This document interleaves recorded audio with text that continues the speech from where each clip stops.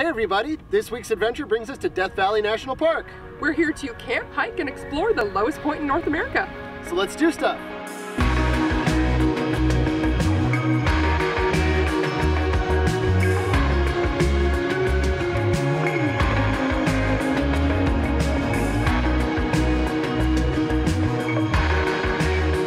I'm Tara, that's Lucas.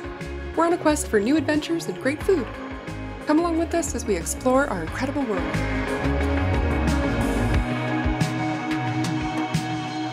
Alright guys, our first stop on this adventure is Zabriskie Point for sunrise. And if you can't already tell, it is very, very windy. It has been windy all night. You may not even be able to hear us at all.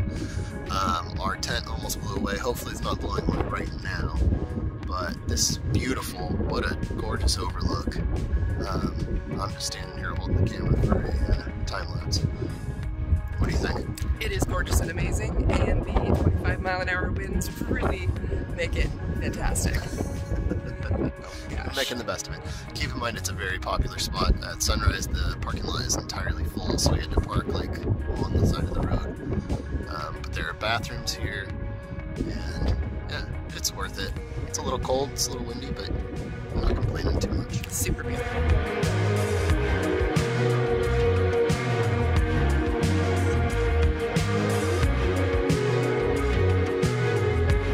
So now it's time to head back to camp and make some tasty breakfast.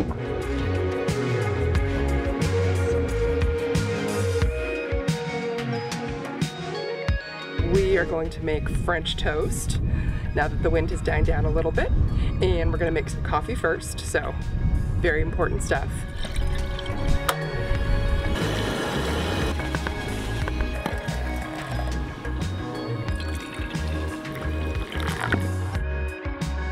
The French toast is a pretty basic method. We're just going to take some bread and we're going to soak it in a bowl that I'm going to prepare with eggs, almond milk, vanilla, cinnamon, and I think that's it. We're just gonna throw that all together in a bowl, dip the bread in there and fry it up in a little butter, and we're gonna put some fruit on top and some chocolate almond butter, so should be really good. Well, normally we'd set up our chairs at the table and eat properly, but we're kind of in a hurry. We've got a lot to do today, and we just gotta kind of cram this into our mouths. What? Who'd have thought to do French toast while camping? Me. Especially this like decadent chocolate almond butter berry French toast. And surprisingly, the French toast is actually like gourmet restaurant quality, considering it was done on a propane stove literally in the middle of Death Valley. It's just a bit surprising. Not that surprising though. I found this dark chocolate almond butter, and now it's like a new favorite. Are you sure you didn't just get this delivered? Yeah, I had like a helicopter drop it off here. A drone? Mm-hmm. That'd be a really long drone flight. Worth it. Well, that is exactly what I needed. Mm-hmm. Another phenomenal recipe. I don't know how you do it. And now, let's hit the park.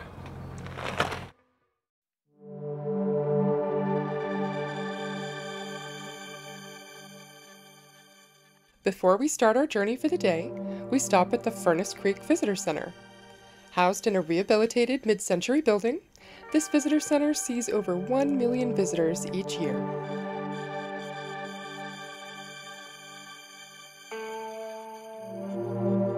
Inside, you can speak to a ranger, pay for passes, view several exhibits, and purchase snacks and souvenirs.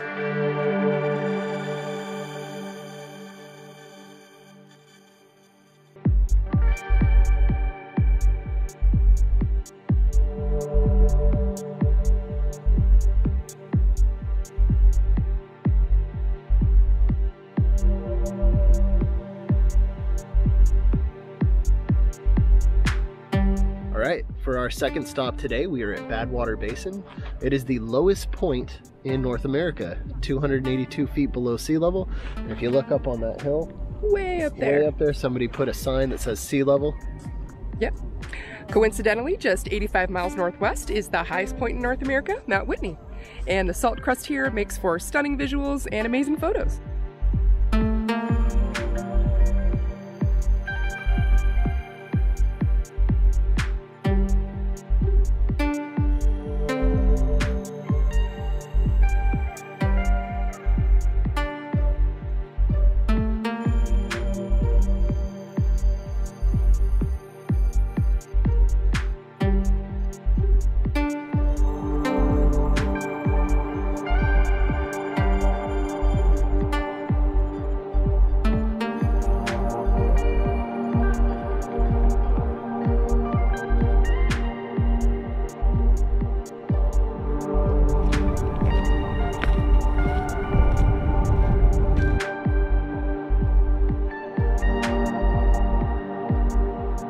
So I think the thing that's craziest about this for me is it feels so much like ice to your brain, like not to your feet. It's not slippery. And it's just hard to contemplate that it's salt, especially when you kick it. And it sounds like ice.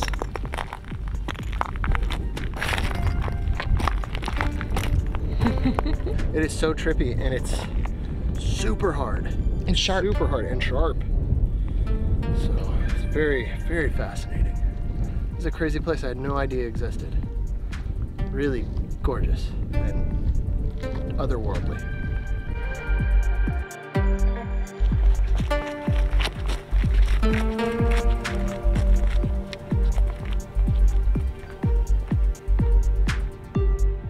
Our next view seems to go on for miles. Here's what remains from the evaporation of Lake Manly 10,000 years ago. This stop is called the Devil's Golf Course. Why is it named that, Luke? I think it's pretty self-explanatory. I mean, look around. Who would want to play golf here? Only the devil. And then it would be pretty difficult, even for the devil, I think.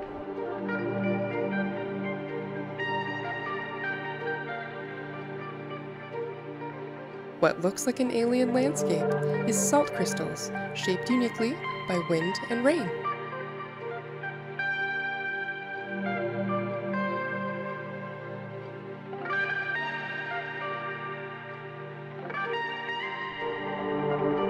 It's about a mile down a dirt road, so be prepared for a bumpy ride if you don't have four-wheel drive.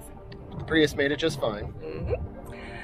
This area is a really huge protected salt pan that is still growing as the area floods, and the salt crystals and gravel go almost 1,000 feet deep into the ground. It's pretty crazy. How do we know that? Apparently mining.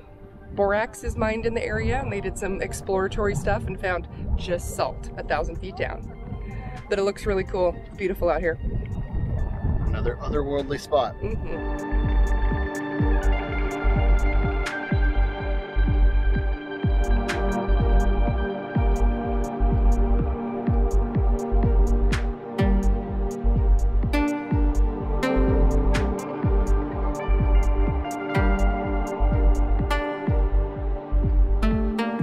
This is Artist's Palette, and these are volcanic formations that represent the most violent volcanic activity in the park. The colors that you're seeing are the oxidation of metals in the earth. The iron gets you the pinks, orange, and red. Mica is the green, and manganese is the purple. It's so beautiful.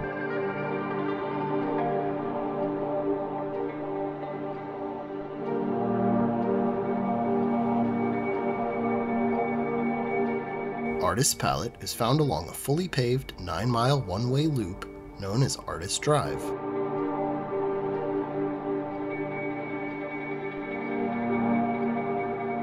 This scenic drive, winding through the colorful Rainbow Hills, is beautiful any time of day, but the colors are most dramatic during afternoon light. Man, that was a beautiful day. And what better way to wrap it up than dinner over the campfire? So here we are. We're gonna do some vegetable and chicken kebabs with a whole bunch of toppings and such. So let's get the fire going. Well, y'all, we just experienced a major disaster. We had the tent all set up. We went over to the fire pit to make dinner. Wind gust came in and we heard a big crash, and the tent completely ripped off of the stakes, flew about 30 feet into the back of these people's RV, and it might not be salvageable. So I don't even know if we're going to be able to sleep tonight. It's a mangled mess. So we're going to try and salvage this. Well, that was an unfortunate turn of events. Unforeseen. The tent, obviously, as you saw, went flying about 30 feet. It seems to be unbroken, thank goodness. We got it back up. It took about a half hour. But what that means is no fancy dinner tonight. So we're eating leftovers, and we're going to try and do the fancy kebabs for breakfast. So fingers crossed the tent doesn't go flying off of us in the middle of the night. It's been about 25-mile-per-hour gusts intermittently throughout the last 24 hours or so. But it seemed to have calmed completely down, and I guess we let our guard down. So we're going to try and get as much sleep as we can get. Hopefully the wind is done. It seems to be, but then again, it seemed to be earlier too. So we'll catch you in the morning. Well, that was a fun night. We actually managed to get some sleep after the whole tent flying debacle. Now we're up to make dinner for breakfast. So let's get the fire started. Get on it. We've got some skewers here, and we're gonna put assorted veggies on them. I've got bell pepper, mushrooms, onion, zucchini, and we're gonna drizzle a little olive oil over those before we put it over the fire. I marinated the chicken in some vinaigrette, and I cut it up previously so we didn't have to do much prep out here. Okay, we've got the kebabs ready, so we're gonna put them on the fire.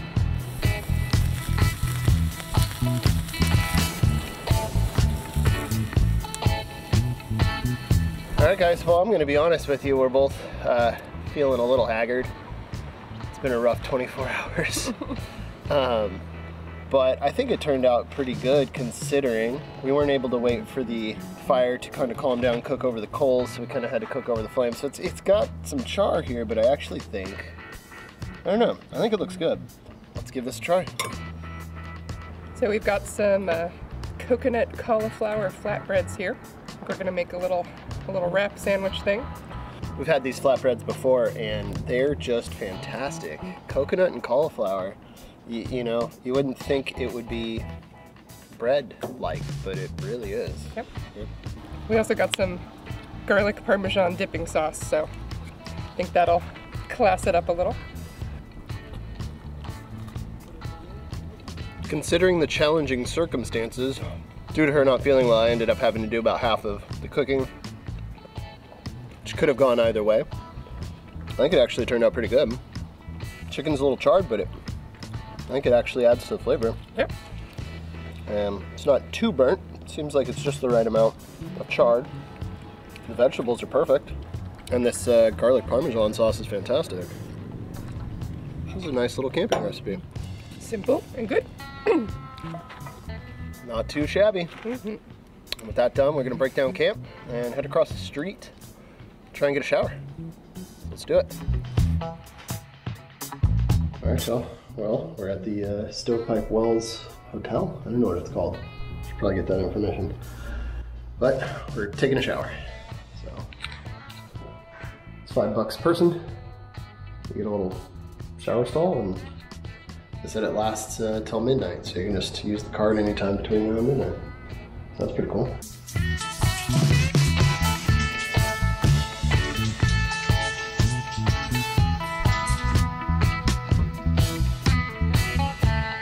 Nice and clean.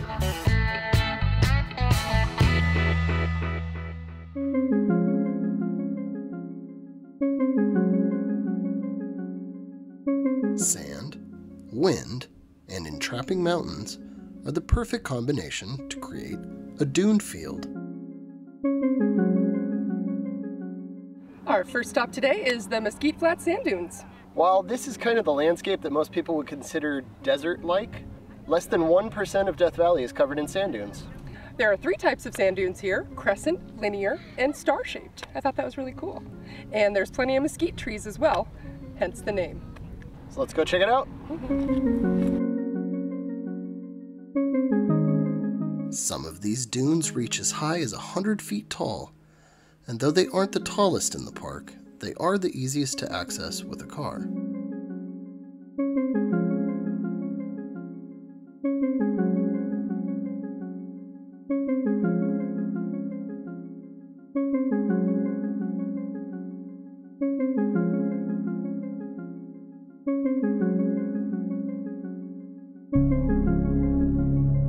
And for our last stop on this trip, Mosaic Canyon.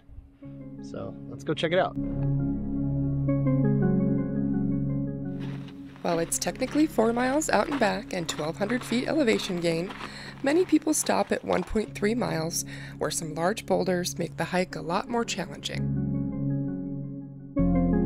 As you proceed deeper, look for outcroppings of the canyon's namesake formation, Mosaic Canyon breccia. It's composed of tiny angular fragments of various types of parent rock locked within a natural cement.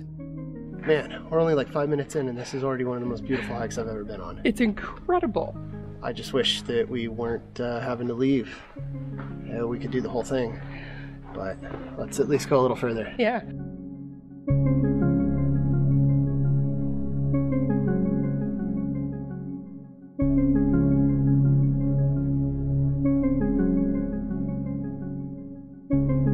A lot of these rocks are marble, so it's really cool to see the different striations in them and everything, but it's really slippery. It is. Yeah.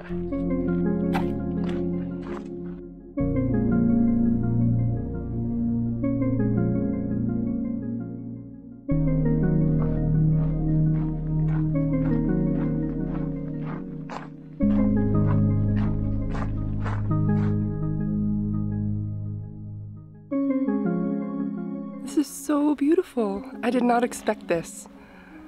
It's awe-inspiring.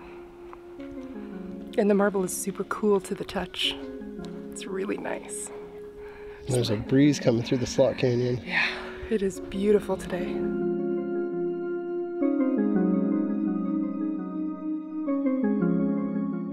What an amazingly beautiful place. I had no idea Death Valley was this beautiful. Seriously.